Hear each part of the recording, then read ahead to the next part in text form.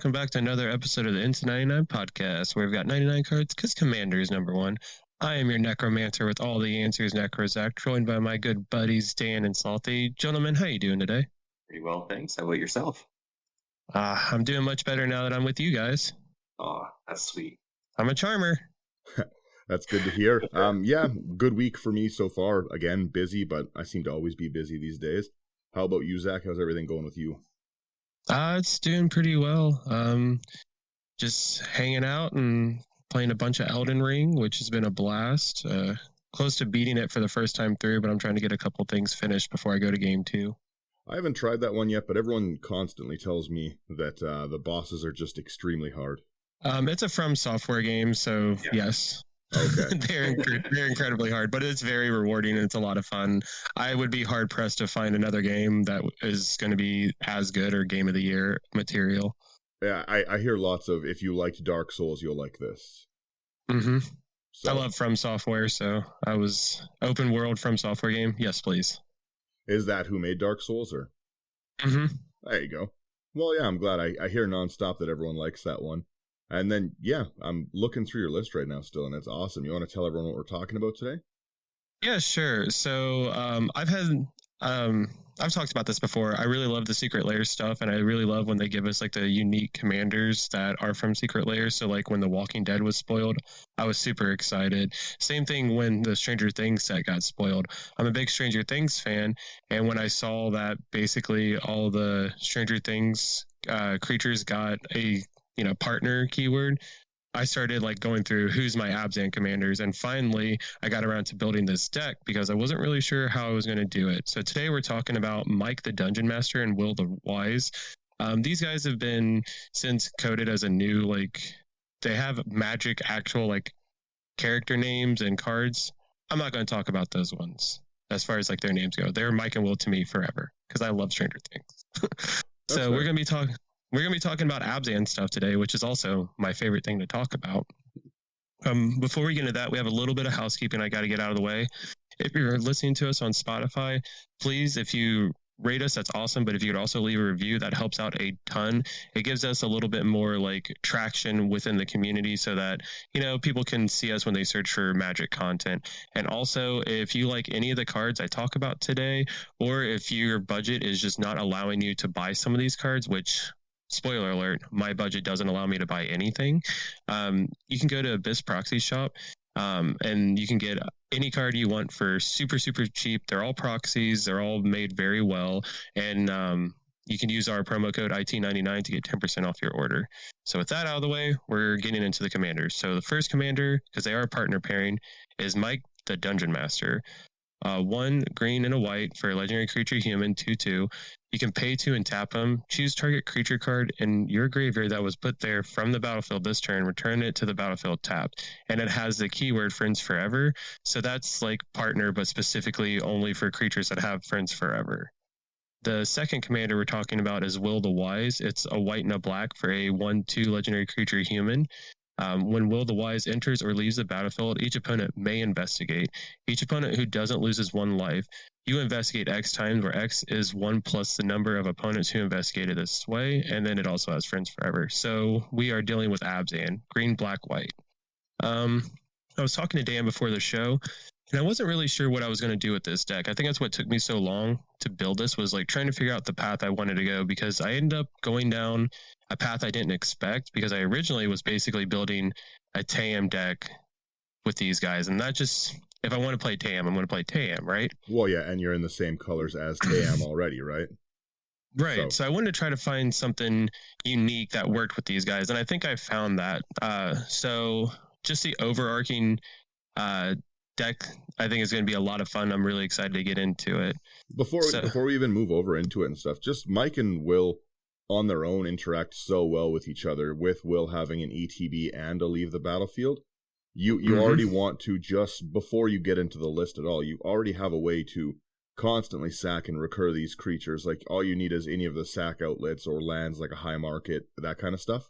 Sure. Lots of ways to just sack Will, and that's even, like, again, I don't know the direction you're going in it, but just with that ETB and leaves the battlefield effect and recursion on the commander, I think this is a really, really fun way, even in the commander alone, to get these people in and out of the board.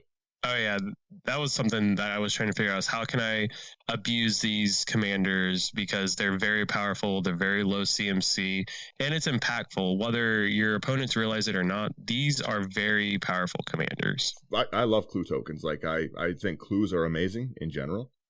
Oh, I know you do. You have that Simic guy built still, right? Yeah, Lannis is a super fun deck to play. It goes pretty silly. But I really like the fact that white keeps getting the clue tokens as well. Like I like the investigate mechanic a lot.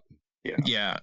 I'm super pumped about this, and the clue token for this deck, because clue token came with Stranger Things Secret Lair. It's actually the wall for Will's house that had like the A through Z and the like that's Christmas killer. lights. Yeah, it's very cool. That's the only clue token I'm gonna use. Yeah, that's an awesome one. I like I said, I really like the investigate mechanic a lot, and I know you really also like draining people for their life. And I love ETB. ETB is one of my favorite mechanics in Magic for everything. If I can panharmonic on a deck, I'm gonna probably build it. Right. I thought let's get into the deck list, and I'll talk about at the end like cards that I thought about. So I want to start with card draw, because I feel like going over card draw, you guys are going to get a really good idea of what this deck is going to be about. So at the very top of the list, I have Costly Plunder. It's 1 and a black for an instant. As an additional cost to cast this spell, sacrifice an artifact or a creature. You draw 2 cards. We're going to be having a ton of artifacts lying around, because we have tons of clues that we could potentially turn into 2 cards instead of 1. Second artifact or creature. Yeah, that is great in the deck. Mm-hmm. Next, we have one of my favorite ways to draw cards. It's God Eternal Bontu. 3 double black for a 5/6 legendary creature zombie god with menace. And when an ATB, sacrifice any number of other permanents and draw that many cards. And when God Eternal Bontu dies or is put into exile from the battlefield, you may put it into its owner's library 3rd from the top. This card is bonkers. Like, in my Negan deck, it was an all-star, because I could just draw into what I wanted and just make people's days miserable because of all the things that you could sacrifice. So the card advantage you get out of God Eternal Bontu is just amazing. Well, and you want things in the graveyard generally the way you play, right? So it's not like you're actually really losing out putting them there. Yeah, my graveyard's always my second hand. It's wonderful. You've got Greater Good next. I really, really like Greater Good. 2 double green enchantment. You sack a creature, draw cards equal to the sacked creature's power, then discard 3 cards. Yeah, there's a couple of things in here that are going to make your creatures very, very large. So sometimes you're sacrificing a creature, drawing 10 and pitching 3, which sounds insane, but is very possible. Well, just the 2 mana reanimate on a commander is definitely fun. Like for even if this was just a Selesnya deck and you had a 2 mana reanimate, right? That's an awesome ability to just have there. And like, sure, your creature enters tapped, but who cares? Yeah. I used to have a Selesnya reanimation deck, and it was I think it's Scythus, it was that creature's name, and now I'm looking at picking up the Magic version of Mike to build a reanimation deck in Selesnya, because it's just a cool card. Well, yeah, a 2 mana animate dead without the enchantment part is pretty awesome on a commander. Yeah. To be honest, I kind of want to build that one as well. I keep looking at these commanders because they're really interesting. I didn't look too much at the Secret Lair stuff when it came out, because Stranger Things is to me. I kind of it's an okay show, but it wasn't like my favorite show, right? But mechanically speaking, these are like very interesting cards. I'm gonna have to look at all the other ones as well. They're very cool. Next, we have Read the Bones. It's 2 and a black for a sorcery. Scry 2, draw 2, and then you lose 2 life. I always play it in my black decks. I like this card a lot. It's fair. It's a good card. Slotha, you want to take this next one? Yeah, next up we've got Reprocess. It's 2 and double blue for sorcery. Sacrifice any number of artifacts, creatures, and or lands. Draw a card for each permanent sacrifice this way. Reprocess is very powerful in this deck. Very powerful. Reprocess is an awesome card in general. Yes. And it's not one you see. That's someone in one of the Discords not too long ago said that like they're talking about the group as a whole, and they just said like you guys all use weird cards. And they said, I don't know if that's a good thing or a bad thing. And I think it is a good thing, because how many times have you seen reprocess at a table, right? Yeah, it's not just like looking through the standard list and then just building that. Yeah, I do like that this group seems to build creative decks. Yeah, reprocess is powerful. Yeah, speaking of standard lists, Zach has put in Village Rites. 1 black for an instant as an additional cost. Sack a creature, draw 2 cards. Zach loves that card. Yeah, I played it everything. It's so good. And then finally, we have Viridian Revel. It's 1 double green for an enchantment. Whenever an artifact is put into an opponent's graveyard from the battlefield, you may draw a card. This is going to trigger more times than you realize, and it's very, very powerful. And plus, we're giving people clue tokens, right? Or, well, potentially giving people clue tokens. So, like, they pay to sack their token, then we get to draw a card off of it. Like, it's just good. So, I like that. Yeah. Viridian Revel does work. Yeah, it does. And it's not even just like, let's say you have a Wayfarer's Bauble, or let's say you have like a treasure token. Like, okay, cool. You played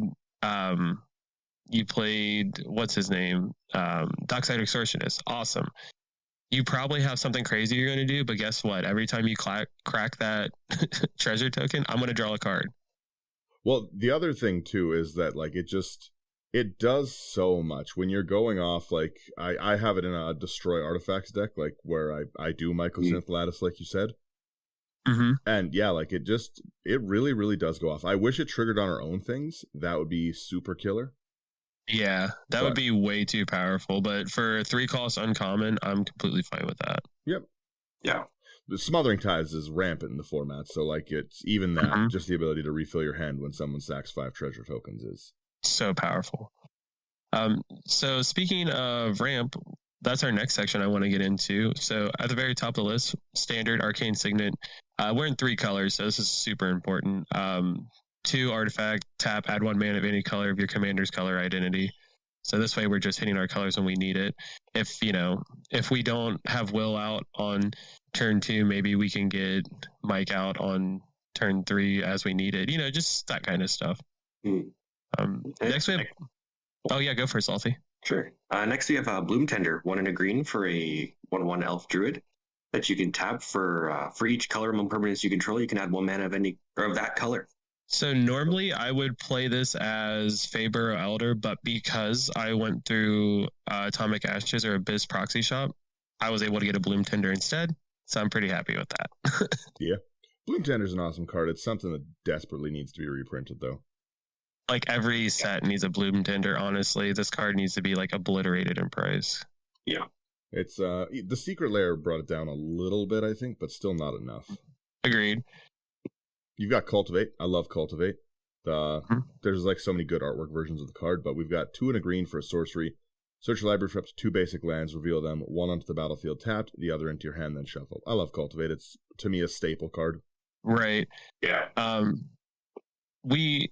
As a spoiler, there is a few cards that care about landfall in this deck, and also like we're in green, so ramping in general is like what we're going to do best. But there's some synergy with some of the like ramp cards that I ran. This section was actually honestly really hard to build for me because of how I had to keep my synergies in mind. So that's like, if you look at the next card, we have Mox Opal, a 0-cost legendary artifact with Metalcraft. You can tap it to add 1 mana of any color, and you can only activate this ability if you control 3 or more artifacts. So that's kind of weird. Like I normally wouldn't run this in a deck that has green, but because of the synergies that are in this deck, I actually needed a Mox Opal. Well, and it's going to be so good in a deck like this, right? Your artifact theme to the core. Yep. And you guys are going to see that the further we get into the deck list. Yeah, we have a Nature's Lore, search library for forest, put on the battlefield, then shuffle. I like that it's A, not tapped, and B, hits any forest. So you can get your duels, you can get your shocks. Triome. Yep. We're doing it all. Yeah. Then you've got Rampant Growth, another 2 mana ramp, 1 and a green again for sorcery, search library for a basic land, put on the battlefield, tap, then shuffle. Yep. Then we have our standard Soul Ring, 1 an artifact, tap to add 2. We have Solemn Simulacrum, 4 for an artifact creature golem, 2/2. When it ETBs, you can search your library for a basic land card, put on the battlefield tap, and when it dies, you may draw a card. This being an artifact and a creature, super, super relevant in the deck. I can costly plunder it. I can recur it. Like it just, I always play Solemn because almost all my decks have some way to recur a creature, and being able to put a body on the battlefield to not only ramp but draw is so good. Did you skip an enchantment there? Oh, you moved it. Okay, my thing hadn't refreshed yet. Okay. Yeah, I was like, that went elsewhere for a specific reason. Okay. You go ahead with this one, Slavi. Sure. Next up, we've got the Great Henge, 7 double green for a legendary artifact.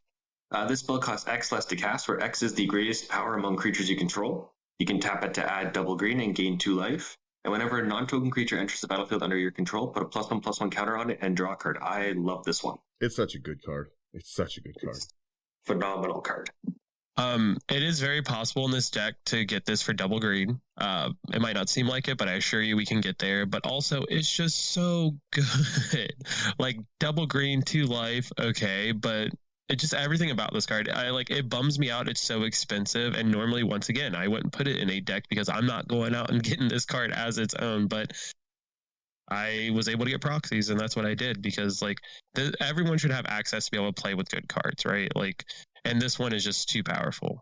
Yeah, I was kind of fortunate with this one. I opened a lot of Throne of Eldraine. So I've got 7 copies of it. I got the full art foil, and oh, nice. They're all sitting very nicely on my desk right now, not to be touched. I never crack anything good, and I buy so many products it's the worst.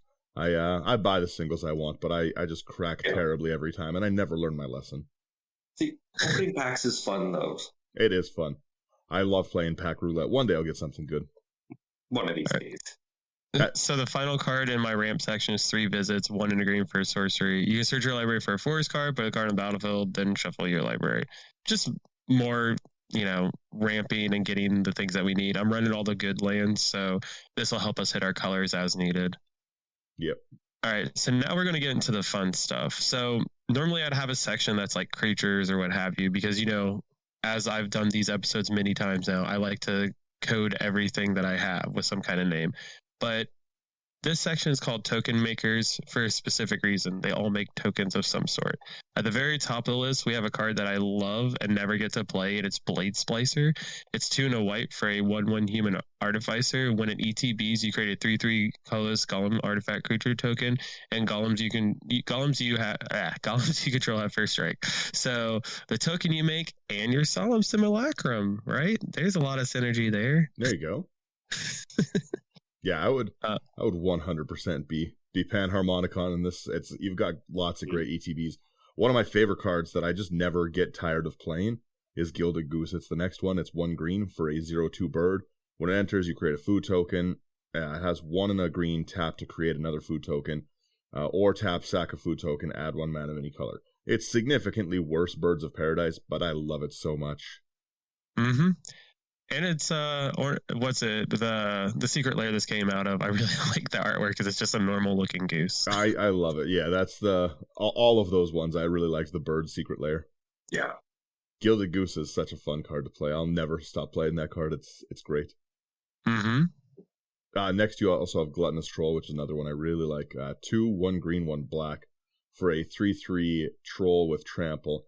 When it enters the battlefield, create a number of food tokens equal to the number of opponents you have, which is awesome for this deck. Then 1 in the green, sack another non-land permanent. It gets 2/2 until end of turn. It's making tokens on the way in. It's giving you a sacrifice outlet. This card is everything you want. Next we have Gnome Master Chef, 2 black and a green for a 5/3 legendary creature, Troll Warlock. It has trample. At the beginning of your end step, you create a number of food tokens equal to the number of non-token creatures you had enter the battlefield under your control this turn, and then you can pay 1 and sack a food. Target creature gains indestructible until end of turn, and then you tap it. We're cooking up some food here, right? A lot of the creatures are super, super cheap as far to play. So this guy can net us a ton of food tokens. And we want to be making a ton of tokens in this deck, specifically artifact tokens. Yeah. Next up, we've got Hangerback Walker. It is a 0/0 artifact creature construct for XX. And it enters the battlefield with X +1/+1 counters on it. And when Hangerback Walker dies, create a 1/1 colorless Thopter artifact creature token with flying for each +1/+1 counter on Hangerback Walker. And you can tap 1 and tap it to put a 1/1 counter on Hangerback Walker. So I don't want to say that Hangerback Walker is the whole reason why I put the Great Henge in here, but it definitely had some weight when I decided to put the Great Henge in here because it can get real stupid real quick. Yeah. And I mean, on the list here, you've got the best version of Hangerback Walker too, so.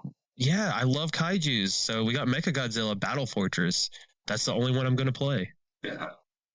All right, so this card is going to help pull the deck together. What I'm going for. So we have Marionette Master, 4 double black for a 1/3 human artificer with Fabricate 3. So when this card ETBs, you can either put 3+1/+1 counters on it or create 3 1/1 color servo artifact creature tokens. And whenever an artifact you control is put into a graveyard from the battlefield, target opponent loses life equal to Marionette Master's power. This card is literally going to kill people. This is what I'm doing with the deck. Spoiler, this is the deck. I'm wanting to drain people with absurd amount of value with Marionette Master and some other cards. Also, what a great card for them to have printed. Like, it's pricing at 35 cents. I love this card. It goes in so many decks. It's so good. This is another reason why the Great Henge is in the deck and a couple other cards are in the deck, because we want to make Marionette Master beefy so that, like, when we sack our food token to gain some life, someone dies. Like, legitimately, someone just dies. Well, in a lot of games, playing against me, you could... I never pay for Smothering Tides. I never will. And anyone who has this in the Smothering Tides can generally kill me. I love to draw in every deck. So, yeah, you'll kill me with Smothering Tides tokens alone. If you run that in a deck, like, not only like does it synergize so well with your list, but I'm just an idiot and never pay for it. I just think the duality of me cracking a food token to kill someone is hilarious. So yeah. Well, and like I assume in this deck that you just get a lot of, because if they don't investigate on enter or leave, you get your tokens, right?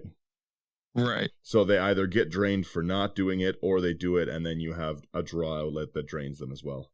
Yeah, it's such a cool... I love this deck so much. And it's Abzan, so I had so many like cool things burning in the back of my mind to build this deck. Well, that is what you said initially when we started talking today. You're like, I think this might be one of the best decks I've built. Yes. I think it's number 3, because I have Carador, Yamori, the Mimeoplasm, then I think these guys. But yeah, so we've tangented enough. Salty, you want to take the next card? Yeah, the next card is Pitiless Plunderer. It is a 3 and a black for a 1/4 human pirate, and whenever another creature you control dies, create a colorless treasure artifact token with tap it and sacrifice it to add 1 mana of any color to your mana pool. This makes me happy. This makes me very happy. Yeah. Another treasure generator? Ugh. Yeah. Ooh, that's rough. Oh, yeah. Dan, you want to take this next one? Ruthless Technomancer. I think this is one of the newest commander cards, right? Yes. Something like that. I don't know. Anyways, 3 and a black for a human wizard, 2/4. When it enters, you can sack another creature you control. If you do, create a number of treasure tokens equal to that creature's power. That's an amazing ETB. Then, 2 and a black, sack X artifacts, return target creature with power X or less from your graveyard to the battlefield. X can't be 0. Yeah. This card is insane. That's pretty killer. Re-animator that also gives you your sack outlet for your artifacts, like just... Again, with all those clue tokens, just wipe someone out and bring something back. Yes. That's very good. You also have Second Harvest. I'm taking that one because I love this card. 2 double green for an instant. That's what I love about it. It's for each token you control, create a token that's a copy of that permanent. Mm-hmm. That's a lot. That's very good. Yeah. Oh, I see where you've moved it now. It is. I'm also taking this one. Smothering Tides, because I was talking about it earlier. 3 and a white. Whenever an opponent draws a card, that player may pay 2. I never do. If the player doesn't, you create a colorless treasure artifact token with sack this artifact, add 1 mana of any color. Anyone who plays this against me is like having a good time because I put Howling Mine in basically every deck. I just love drawing and accelerating the game. Mm-hmm. This stacks up, but taxing people 2 on a draw. I don't know how many people like. Maybe my play group is just different, but like, do you guys pay the 2 on this or no? Am I crazy? I always do. I usually do. Depends on the board state, though. Wow, you guys are wild. That's not how things go in my group. Everyone who plays this has 30 treasure tokens immediately. Jiminy Christmas. We never learn. Yeah, Smothering Tides is a great card, also that needs a reprint, and I hope that it sees one in Commander Legends Baldur's Gate thing. Yeah, that would be amazing. It'd be a good spot for it, I think. Yeah, for sure. So I'm taking this next card because I really, really like it. We have the Underworld Cookbook. It's 1 for an artifact. You can discard a card, you create a food token, and then you can pay 4 and sack the Underworld Cookbook. Return target creature card from your graveyard to your hand. Um, this is kind of everything we want to do in the deck. I can reanimate stuff for cheaper than what I would normally cast it for, and then I can also just buy back a creature that's really important to me that turn. Yeah. Too bad I can't play Osmo. I really wanted to play Osmo in this deck, but that'd be fun. A hybrid mana. Yeah. That's a change I think they'll make shortly. I think they're going to let hybrid mana go. I think so too. And I think that would really open up a lot of cool things. Like putting Lurrus in like a mono white deck would be so good. Yes, there'd be a lot of really cool things. I have to talk about this card every time I see it. I'm shocked this card is still cheap, and I think it's just going to progressively go up and up and up. I know it's an uncommon. It's Tireless Provisioner. It's 2 and a green for a 3/2 Elf Scout, which is already great stats, a great tribe, and then it has landfall ability. Whenever a land enters the battlefield under your control, you create a food or a treasure token. It's a weird synergy if you wanted a food, but the ability to at least give yourself the life gain if you need is awesome. But landfall treasure token is silly. Yes. You ramp to ramp. Yeah, like landfall, it's better than Lotus Cobra, because Lotus Cobra you have to spend the mana when it enters, whereas this you just stack up treasure tokens. Yeah, this card is very good. It's another, and this was what I was talking about with synergies, as far as like these next 2 cards synergies with landfall. It's absolutely this guy. Love the next 2 cards on your list. You read them, yeah. but I love them. No, you can read them because there's a lot of stuff I'm going to talk. Like Slothy and I will take a bunch of stuff in the utility section. Okay, yeah, I'll take these. All of these are like some of my favorite cards. So Tireless Tracker is a card I just love. I'm so happy its price again came down like with a good reprint recently, because it's a phenomenal card. It's 2 and a green for a human scout, no elf this time. 3/2. Whenever a land enters under your control, investigate, which is just such a great ability. And then whenever you sack a clue, put a 1/1 counter on Tireless Tracker. So it gives you a really, really good draw outlet in green, which a lot of the time like misses the ability to have a draw outlet. And in green, you've got the mana to sack those clue tokens. It buffs itself. It gets enormous. Like you were saying with your Great Henge, the amount of sacrifice for clue tokens you have, and I could see this very easily being like a 20/20 in this deck. Yes. Yeah, like Tireless Tracker would be a monster in a deck like this, because it's got so much good utility. Like in Lannis, for instance, Tireless Tracker just hits people like a freight truck. Like it's so big. And then you've got another one, which is it's Ulenwald Mysteries, another great card from the same set. It is 2 and a green again for an enchantment. Whenever a non-token creature you control dies, investigate, which is awesome. And then whenever you sack a clue, put a 1/1 white human soldier creature onto the battlefield. Again, just a phenomenal inclusion in this deck. The amount, like I said, just in Lannis, the amount of tokens that I make with this, anything that triggers with the clue sacrifice is so awesome. Well, what's really nice too is like this specifically Udenwald Mysteries allows me to be really like greedy with what I do with my turn, because I can like go full, like not full combo as far as like there's a combo in here, but I mean like full combos, like just go through all the stuff that I want to do, extend as far as I would like. And every time like I go to extend like a little bit further, as long as I'm sacking a clue, I get a blocker. Mm-hmm. And that's the big thing, right? Because like, there are some ways to untap Mike so that I can recast creatures from my grave, which is awesome, but they come into play tapped, right? So having the ability to kind of go full board state and then have blockers to be prepared for the crackback, very, very powerful. Mm-hmm. Yeah, those are overall some of my favorite cards in Magic, those last 3. I just really, really like them. And the ability to... This also really, Ulenwald Mysteries, I find specifically if somebody is going to run something that is going to stop my artifacts. Like I play with a lot of people that have a Stony Silence. I will mass sack and like swing out at them. Yeah, that's reasonable. Yeah. All right, so that was our token maker section. Now we're going to move to utility, because the utility section is also like, I'm very proud of this deck. This section is also super sweet. I was about to ask you why this next card's not in the deck. That makes sense. Yeah, Slothy, you want to take the very top card? I would love to. The first card of the utility section is Academy Manufacturer. 3 mana, 1/3 artifact creature assembly worker. If you would create a clue, food, or treasure token, instead create one of each. Boom. Monster card. It's such a good card. Yeah. This is gonna hurt people. I'm taking the next 3, but like this card, it does entirely too much work. The fact that this isn't a mythic sometimes blows my mind. Well, especially with how many like you said, Guillaume, Master Chef, any of those things, Lannis, Will, any of these things that are making these are not Will. Who's the other commander in the deck? Mike. Oh, it is Will. No, it's Will making it. I was right. Yeah, like just the ability to make 3 tokens on one of these, or your landfall ability on the tireless tracker, making you a food, a treasure, and a clue. What a bonkers card. So picture this. Let's say I have some kind of sack outlet. I go Will, so he ETB. I'm sorry, I have some sack outlet. I play Academy Manufacturer, then I play Will. So he ETBs. I get 3, or potentially 4, right? Maybe more. And then he leaves, and I get more. This card is a issue with copies of it, though. Don't do it. Don't make copies of this card. It just gets to be too much. Well, it's if you'd create a clue, food, or treasure, instead create one of each. But then I create one of each, so then it'll trigger 3 times on the next one because I'm creating. Yeah, and then on the next one, it's a lot of math. It's in my Adrix and Nev deck. It gives me a stroke every time I try and do it. Well, let's talk about something that hopefully doesn't give you a stroke, and that's Cosmic Intervention. It's one of my favorite cards. It's 3 and a white for an instant. If a permanent you control will be put into a graveyard from the battlefield this turn, exile it instead. Return it to the battlefield under its owner's control at the beginning of the next end step, and you can foretell it for 1 and a white.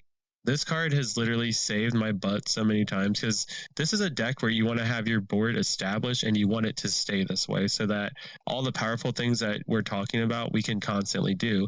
I've had people wrath me or try to wrath me, and I've had this card in hand, and I'm just like, okay, that's fine. You wrath Cosmic Intervention. Everyone's boards are now empty, but mine comes back. And then it, ETBs and what have you. It's pretty sweet. It's a mean card. No. This next card. Never mind then. No. This next card's mean. The next 2 cards are mean. We have Cranial Plating. It's 2 for an artifact equipment. Equipped creature gets +1/+0 for each artifact you control. Double black. Attach Cranial Plating to target creature you control, and you can equip for 1. That's awesome. Sometimes I just want to kill people with Mike or Will, Yeah, the ability to instant speed move that over. Or a Gilded Goose. Like, there's just some funny things you can do in this deck. Sometimes the goose must be on the loose. That's so funny. that's so funny. I would love to die that way. I'm a goofy guy, and sometimes, this is sweet. Also, you could just put this on, like, something dumb. Like, I don't know, your Academy Manufacturer or, like, your servo token, and then sacrifice it, and then Marionette Master kills someone if you can't ensure that you get through for combat damage. I think was it power? Yeah. Oh yeah, so, for Marionette Master's power. Yeah, I meant you equip it to Marionette Master and then sacrifice. That's bonkers. That would really hurt. I put some effort into this deck, guys. Hey, Marionette Master is a 2020. I'll sack these 2 clue tokens. Goodbye. Well, yep. So the last card I want to talk about, but there's still more in the utility section, is Disciple of the Vault. This is the first card I thought about when I finally started setting down, looking at Will and Mike, like, what can I do with this? And this was the card that came to mind. So it's 1 black for a 1/1 human cleric, and whenever an artifact is put into a graveyard from the battlefield, you may have target opponent lose 1 life. So there's a lot of really good things going on here. Whenever it's put into a graveyard, so it doesn't matter what, I may have an opponent lose 1 life. Like, life loss and deal 1 damage are 2 different things. So life loss is like, if you like this deck and you want to tweak it a little, you could always go into like the life loss route and double that damage, what have you. But Disciple of the Vault was the card that like propelled this deck, and this is what like kind of birthed this deck into being what it is. What a bonkers card for them to have printed. Right? I think I was in Mirrodin. So it makes sense. All right, Salty, you wanna take a couple here? Yeah, I'll take the next couple. So the next one is Great Oak Guardian, a 4/5 tree folk for 5 and a green with flash and breach. And when Great Oak Guardian enters the battlefield, creatures target player controls get +2/+2 until end of turn and untap them. What a cool synergy from your command zone. Yeah. Right. Oh, I love it. Enters tapped, you untap it. That's first off great, but then second off, like I just love the gotcha plays when someone is like, all right, Zach's finally open, I'm gonna get him. Not today, Satan. Not today. Yeah, Great Oak Guardian's a cool one. The ability to flash it is awesome, but I love that untap ability. Yeah. The next one you have on the list I also really like is a card, Inspiring Statuary, and it's not one you really see played too often, but I really, really like it. It's a 3-mana artifact from Kaladesh. Non-artifact spells you cast have Improvise, so your artifacts can help cast them. Each artifact you tap after you're done activating mana abilities pays for 1. What a great card. Turning your clue tokens and your treasure tokens into non-sacked mana is awesome. Everything's a mox. Yeah. Like, I really, really like Inspiring Statuary, and in any deck that you're running a lot of artifacts in, it's wicked. Gives them just that extra utility, and that's why it's in the section. Yep. Yeah, you love this next one. Yeah, I was going to say, my honorary pirate, Kesket, the Flesh Sculptor, 2 and a black for a legendary creature, human artificer, 1/3. You can tap him, you sack 3 other artifacts and or creatures. Look at the top 3 cards of your library, put 2 of them into your hand and the other into your graveyard. And an S partner. Yeah, that's very good in what you're doing. It makes me laugh. It's so good. The next one is such a weird card, and I love it. Mazara Krell Death Priest, 3, 1 green, 1 black. For a 2/2 flying insect shaman. The fact that it's flying, I always forget because it gets so big so fast. Whenever a player sacks another permanent, put a 1/1 counter on each creature you control. And again, this is an overwhelming card in a deck like this. Yes. Yeah. Sometimes I just kill people with Marionette Master, and this just lets me do that easier. Marionette Master is a big card. If you see it, you should probably exile it. Yeah. Yeah. But then no, you'll incur my wrath. Yeah, then you're getting all of Zach's anger. The same if you Bajuka Bog this deck. Yeah, if you Bajuka Bog this deck, friends off. Big mad. Yeah. So I'm taking this next one because it's going to look weird in here. It's Mycosynth. It's 6 for an artifact. All permanents are artifacts in addition to their other types. All cards that aren't on the battlefield, spells, and permanents are colorless, and players may spend mana as though were mana of any color. So I'm not turning your lands into artifact creatures to blow them up. I want to make that very clear right now, because that's lame. Dan would do that. I wouldn't do that. I would never do that, but I've definitely just made a deck specifically to do that I call Mardon't. It's a Mardu deck, and it's pretty cancer. It seems really not fun to play against. So it's funny. I was literally texting Slothy like all week about like, hey, I just made this deck to blow up everyone's lands, and he's like, why would you do that? So the whole point of this card is literally to get more, like it is to drain the table easily, obviously, but it's also to get like a lot of really cool synergies with other cards that we haven't got to yet in this deck by turning everything into artifacts. I mean, obviously you can recur artifacts a little bit easier than you can So I don't know, it's sweet. And this was a card I like aha'd about earlier, like, oh yeah, this is definitely, I think, good in the deck. Mycosynth is an awesome card. Yeah, it's sweet. And it just does something very unique, right? Like we don't have things like that do that. Mycosynth, like we have things, I guess we have like liquid metal coating and the other cards that are like that, but this one is very, very unique and very like there just aren't things that do it like what it does. I'm going to take this next one because I've actually never seen or noticed that this card exists. Nadir's Nightblade, 2 and a black. Whenever a token you control leaves the battlefield, each opponent loses a life and you gain a life. That is silly. That's nuts. Yeah.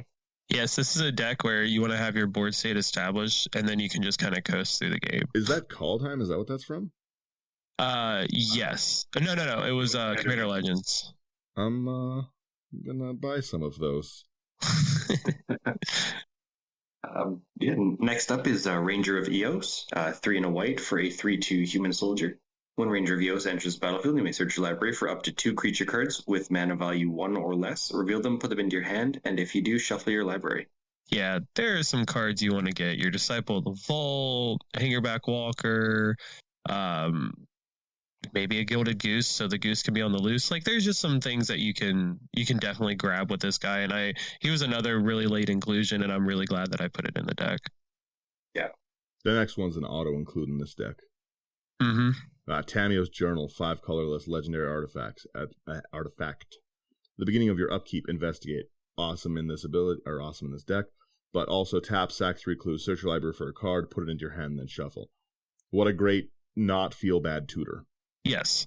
I thought about putting Demonic Tutor in this deck because I had an extra copy, but I was like, nah, Tamia's Journal's better. Well, it does a lot for you, and like I said, it's not a feel bad tutor. There are definitely feel bad tutors. Like every time I Imperial Seal at the table, I get looks. So, all right, I like these. Thornbite Staff as well is another great card. Just the 2 mana tribal shaman equipment. It has equipped creature as pay 2. This creature deals 1 damage to target creature, and whenever a creature is put into a graveyard from play, untap this creature. Whenever a shaman comes into play, you can attach Thornbite Staff to it. If Will was a shaman, that would be amazing. Yeah, right. Yeah, but just the ability to your commander mattering with like the ability to pay 2 and bring things back, and getting an untap every time something goes to the grave is a really, really way to do fun shenanigans. Mm-hmm. Yep, I want to be able to untap Mike a couple times so I can sacrifice Will and bring him back. So Thornbite Staff will allow me to do that. I love seeing it used in creative ways, and using it as a reanimation tool is pretty fun. Yeah, Thornbite Staff is sick. Yeah, you take the next one, Zach. Speaking of being able to use Mike as much as possible. I keep saying Will. 1,000 Years Elixir is 3 for an artifact. You may activate abilities of creatures you control as though those creatures had haste, and then you can pay 1, tap, untap target creature. Pretty good. It's just pretty good. Solid card, yeah. Salty, you want to take this last one? Yeah. This next one is Village Bellringer, 2 and a white for a 1/4 human scout with flash, and when Village Bellringer enters the battlefield, untap all creatures you control. If I'm running Great Oak already, and I have to run this guy. Yeah. Oh, yeah. Well, it's a great card to bring back and to flash in. Mm-hmm. Yeah, just being able to untap everything is like nice. All right, so that was my utility section. We got a few more to go over. The next one I want to go through is sack outlets, and the first one is one I'm super like. Anytime I can put this in a deck, I get super excited, and it's Arcbound Ravager. It's 2 for an artifact creature, beast 0/0. It's sack an artifacts, but a +1/+1 counter an Arcbound Ravager, and it has modular 1.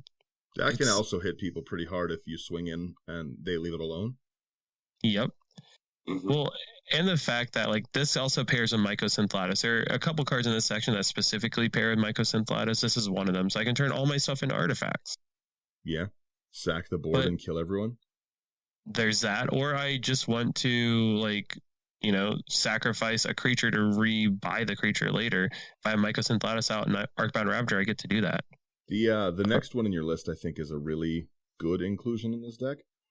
You got your Ashnod's Altar at 3 mana, sack a creature, add 2 mana to your mana pool. And in this deck with your commander out, this is basically just like pay to reanimate something, like pay for its ETB again.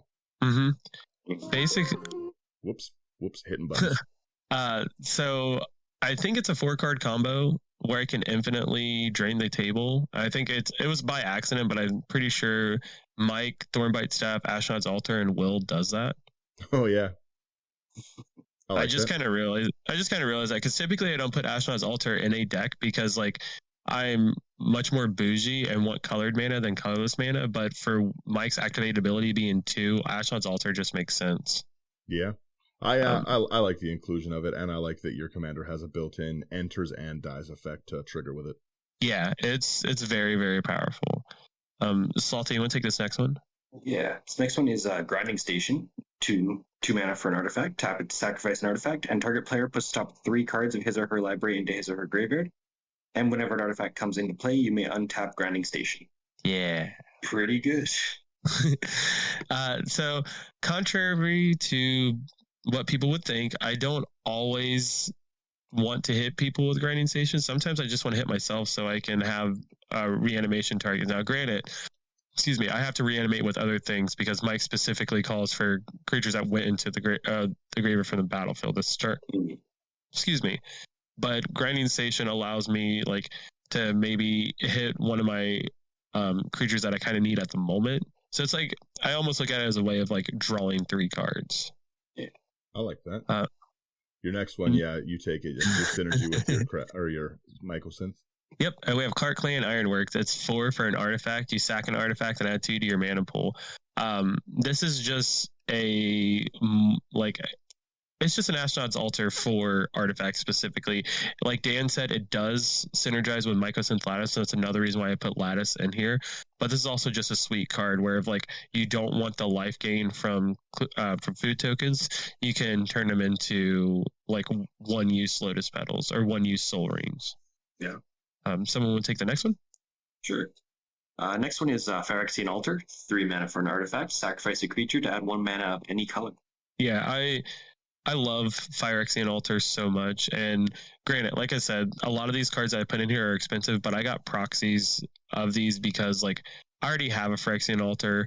I'm not about to spend another $100 on a Phyrexian Altar. Like I don't need to do that in my life. No. Dan, I feel like you should take this next card. I want to. Yeah, Sadistic Hypnotist. 3 double black for a 2/2 minion. And this card puts in work, especially like in my current meta. It's sack a creature, target player discards 2 cards from his or her hand. Play only anytime you can play a sorcery. That's at least nice because then you can't wreck people's draw step, but this card is rough to deal with. Yeah. Yep. Main phases are just a lot of fun with this card. Yeah, strip everyone's hand. And again, like I said, you care about cards in the graveyard, so losing creatures isn't a big deal. Right. And too, like, I kind of look at this card, if I'm playing it, I think I'm going to win that turn. So I'm going to strip everyone of cards from their hands to make sure that I can't get interrupted or stopped. I see this hit the table a lot of the times with Nath, where whenever people discard, he makes more tokens. It's brutal. I could see that. Yeah. And the final card in this section, which I think has to go in every section with sack outlets, is Viscerous Seer. 1 black for a 1/1 vampire wizard, sack a creature, scry 1. Yep. Mm-hmm. Just good. Just good. So that was our sack outlet section. Now I'm going to move into removal.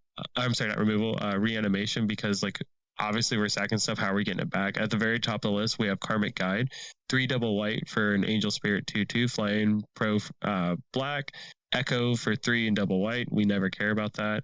And when Karmic Guide enters the battlefield, return target creature card from your graveyard to the battlefield. So it's basically 5 to reanimate a creature with a creature. Well, and your commander giving you 2 mana to... your commander giving you a Karmic Guide on a stick at 2 mana is bonkers. Yes. Yeah, because it cares about, like you said, cards that were put there this turn at the beginning of your upkeep. You sack it. It goes there this turn. Yeah, that's a very, very good reanimation gimmick. Yeah, it does a lot of cool stuff. Next is Phyrexian Reclamation. I put it in every black deck. You guys should know this by now. It's 1 black for an enchantment, 1 in a black, pay 2 life, return target creature card from your graveyard to your hand. With a lot of our creatures being such low CMC, this is basically, I'm probably going to pull a couple creatures back and play them the same turn. And life ain't but a thing, you know? I think you have another cool loop here with the Revelark loop. I know that Revelark and Karmic Guide loop each other somehow. Yeah, Revelark and Friends is in here. I don't use it that way, but they're just all 2 good cards not to play together. You're not an animal like me. Yeah, typically if I have the loop, I don't play the loop, but I know the loop. I also, every time I see this, I just like the artwork on Revelark so much. Yeah, I have no clue what's going on, and it's another thing that I like to just, sometimes I'll just be like zoned out in my cards and looking at it, trying to figure out what exactly they were doing with this art. I've never seen a foil of this card, to be honest. Oh, I have it. I bet it looks wonderful. It's very shiny. Yeah, Revelark, we've got 4 and a white for a 4/3 elemental with flying. When it leaves the battlefield, return up to 2 target creatures with power 2 or less from the graveyard to the battlefield. And then it has Evoke for 5 and a white, and you can cast it for its Evoke cost. If you do, it's sacked when it enters, but you have ways to get rid of it. So it's coming in for its normal cost. Yeah, for sure. And then you have, I'm going to take the next one, and I'm going to rant like I always do. This card should have been able to be partnered with Hans, and you should play them that way. So, yeah. But it's Safi Eric's Daughter, 1 green, 1 white for a 2/2 human scout. Sack Safi Eric's Daughter. When target creature's put into a graveyard this turn, return that card to the battlefield. It's a very, very fun ability to bring things back that way. Such good protection. Hans even on the card. I'm going to just make that deck as a deck tag. I'm going to do an episode about that. You guys are going to suffer through it. Benson and I did that. It's pretty fun. Hans and Safi? Yep. All right, I'm going to get Benson on this episode. I'll text him and let him know. Benson listens. He'll hear me. That is true. Benson, this is an official invitation. Your next one as well is Sun Titan. It's a 6/6 giant, 4 double white for vigilance. When it enters or attacks, you can return target permanent card with mana value 3 or less from your graveyard to the battlefield. You have a lot of cards in this deck that's gonna really hit well. It'll really work out for a lot of them. Yeah. And yeah, Sun Titan. I like all of the Titan's abilities, and I want Prime Titan unbanned. Yeah. I'm full of opinions today, apparently.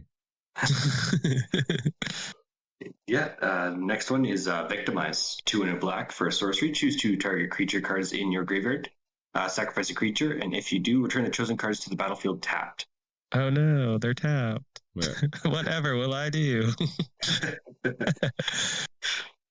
So that's my reanimation section. It's a little light, but with the commander being a reanimation, Yeah, you have reanimation in the command zone. You're fine. Yeah, it's fine. So now we'll move to removal. Slothy, I feel like this top card kind of screams your name. Do you want to take it? Absolutely. So the first card is Aura Shards, 1 green-white for an enchantment. Whenever a creature comes into play under your control, you may destroy target artifact or enchantment. Lovely card. Yeah, right. So outside of it just being good in general, we have stuff like Disciple of the Vault, where sometimes we just want to play, sometimes we're just going through our turn, and this is just going to net us value. Yeah. Right? Well, this gives you the kill with your Thorn Bite will, like your bounce thing that you're doing. Oh, wow, yeah. Yeah, this gives you that kill there where you can constantly destroy your own things too. Yeah, I didn't think about that. Yep. Yeah, it's not opponent's control. You can hit your own artifacts with these ETBs, and you can definitely kill your table. I'm good at this game, guys. Yeah. I'm just out here making combos left and right, not realizing it. Yeah, Aura Shards is a great card. I don't put it in a lot of decks because it's so funny that's where I draw the line at what's mean. I'm like, oh, that's annoying. I won't do that. And then again, I text Slothy all week. I'm like, I'm making a blow up Lance deck. The next card I'm taking, because I really like this card, it's Calling Ritual. It's 2 black and a green for a sorcery. Destroy each non-land permanent with mana value 2 or less. Add 1 black or green for each permanent destroyed this way. This might seem kind of like a nombo, but also it's kind of like you can just force a bunch of kills on things, because this also hits Soul Rings, and this hits, Arcane Signets, and you can clear out the field fairly well. Well, and it's another way to end the game with your Marionette. Yes, because it won't hit Marionette. Now it'll hit Disciple, obviously, but yeah, it's another way. But Disciple's still there during the die. Like that's a game-ending card in your deck. Oh, that's true too. Yeah, the Culling Ritual is an awesome card that it just ramps you so much. Yeah, and it has good follow up. Like even if you're unable to necessarily kill, like let's say you maim someone and you don't kill them, right? This can help you to give you your follow up to maybe finish out the game. Well, I know we got to it so early in the deck, but you have you've got a pretty strong draw section, and on top of that, you have the ability to make so many clue tokens. So you can easily in a deck like this net 30 mana. Bring your commander back in and get a bunch of clue tokens out right off the bat because people don't want to get drained even more. And then have 20 mana floating to just be like, I'm going to crack these, draw 5 cards, play at XYZ. Culling Ritual really can put a lot of work into here. And again, you've got a lot of good draw for when things die. This is very true. The follow up on Culling Ritual, I think, is just way too good in this deck. It has a lot of the ceiling on this card feels very high. I also really like the next one you included for its good synergy. You've got Dispatch. 1 white for an instant, tap target creature, and then Metalcraft, you control 3 or more artifacts, which at every point in this game you probably will. You exile that creature. Yep. And to continue on with synergy, talking about that, I am running all the 3 artifact lands. I could run the 6, but I kind of chose not to. So the on-color, Vault of Whisper, Tree of Tales, and Ancient Den. You got Nature's Claim as well, another awesome instant. 1 green, destroy target artifact or enchantment. Its controller gains 4 life. That doesn't matter in Commander. Life totals are irrelevant unless they're low. Giving someone 4 more life in a deck where you're trying to drain everyone's life is not a big deal. Yeah. That was my thought process, yeah. It's really nice artwork on this card too. I've never actually looked at it up close like this. Mm-hmm. That is one nice thing about going through these decks is I get a really good artwork look when I'm staring at the card. Right. Yeah. You're Nah, please. I'm gonna let Salty. Excellent. So this next one is the Meat Hook Massacre. X and double black for legendary enchantment. When the Meat Hook Massacre enters the battlefield, each creature gets -X until end of turn. And whenever a creature you control dies, each opponent loses 1 life. And whenever a creature an opponent controls dies, you gain 1 life. Phenomenal. Again. This a good card. It's Yeah, it's really good card, pretty decent, yeah. Pretty decent, as the kids would say. Yeah. And finally, we just have good old Wrath of God. 2 double white sorcery, destroy all creatures. This includes your creatures. Yeah, I always include the list Wrath of God because I think it's great. Yeah, put all creatures into their owner's discard piles. So that wraps it up for everything but the lands. I was going to say, yeah, you missed. What my lands? Yeah, I was going to say you got some cool lands to talk about. Yeah, so I'm going to just quickly kind of speed through some of these and we'll talk about some of the ones that matter. So like I said, I'm running the 3 artifact lands, so the ones that tap on color but not the like dual ones that come into play tap.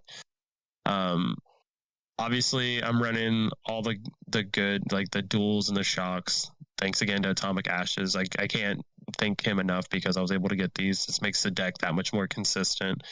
I'm running a Grim Backwoods, mainly to help with sack, like good things for sack fodder. So if like I don't have like my good creature sack outlets, I can use Grim Backwoods. So it taps for a colorless, or I can pay 2 black and a green, tap and sack a creature, and I draw a card. The one of the like special lands that I'm running is Hawkins National Laboratory. Now this is going to be something else because they do have a Magic version of this, but this did come in the Secret Lair for Stranger Things as like the special card. So it's a legendary land. You can tap it to add 1 colorless, or you can pay 4, tap it to investigate. And then at the beginning of your end step, if you sacrifice 3 or more clues this turn, transform Hawkins National Lab. What's hilarious about this card in the Architect is that the back of the card's upside down. Yeah. So we have the upside down. It's a legendary land still, and when this land transforms into the upside down, return target creature card from your graveyard to the battlefield, which is absolutely nuts already. Reanimation on a land for just doing what we want to do in the deck is nuts. But then you can, when a creature is put into the battlefield, with Whenever, I'll read it upside down. I got this one. Whenever the creature you put onto the battlefield with the upside down is put into a graveyard from the battlefield, you transform the upside down back to Hawkins Laboratory. There you go. Thank you. And then you can tap it to pay 1 life and add 1 black. Sorry, my dyslexia was actually really kicking my butt on that. Oh, no worries. It's so weird that they keep putting these cards upside down like that. They did it with the black card too. The Mind Flayer. Yeah. But yeah, so that card's super sweet. I really, really like it.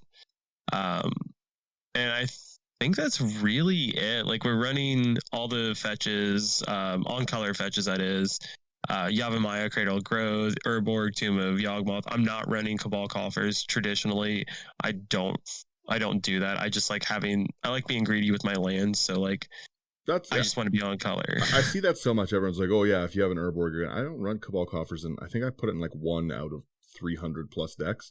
Like it's not what I do with it. I just like you said, I like to have my lands tap for the colors I want. If it's the same thing, if they gave me a white version of Urborg or Yavimaya, I would be playing it in this deck so that I can just always have my colored like lands. If they gave me a red version of this, I would buy up every single copy of Valakut that exists. What I see happening is us getting every color but red. No, they already said that they're not gonna. So I think they'll still do a Plains one, but they're not gonna give us blue because of High Tide. Yeah. High Tide makes it so that they're not giving us the blue one for sure. And then, yeah, they're definitely not giving us the red one because of Valakut unless they ban Valakut. I could see that, yeah. Yeah.